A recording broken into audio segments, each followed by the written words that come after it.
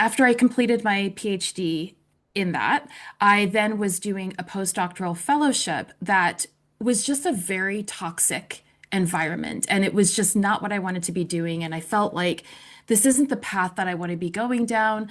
What do I want to do now? And I remember distinctly, I was in Glasgow, Scotland at the time, and I was standing on a street corner and had one of those sort of moments that you imagine of like conversations with the universe of like, what do you want me to do? And the rain was just like pelting and soaking me, and I just felt like this real despair. And I spoke with my mom afterwards, and she said, "Well, why don't you go on your own pilgrimage?" She had previously that year walked the Camino de Santiago in Spain.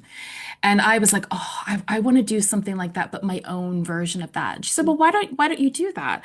And so I went to spend some time with friends and family starting in Mexico with the idea of just doing an extended Christmas break while I figured things out. And this was, for context, this was like December of 2019. Mm. And what ended up happening, as we all know, in the spring of 2020, COVID got me stuck there. And right before we were going into lockdown, I went to see a curandero in the village where I was staying. Mm. And he said to me, "What is it that you're actually here for?" And I said, "I just feel like I need my chakras unblocking or something. I need some sort of energy shift." And he said, "You don't need your chakras unblocking. You're a bruja, a witch, an energy worker." And he said, "Your problem is you've been taking on all of this other energy and you've not been grounding it and you've not been kind of creating boundaries for yourself." And he said, "I want you to pay attention to dogs and cats that cross your path, particularly at this time, because they're healers for you." Mm. And off of the back of me doing that, somebody knocked on the door and said, "Is there any chance you can take this puppy?" And I thought, you can't make this up.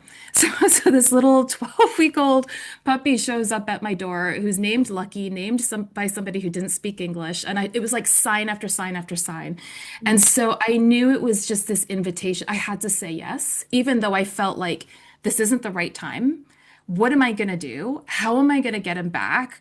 I'm not prepared for this, but I knew that this was a threshold moment for me. And quite literally, he had come to my threshold for me to accept that invitation into the next path. And that's what catalyzed everything that I do now. So what changed bringing this puppy in?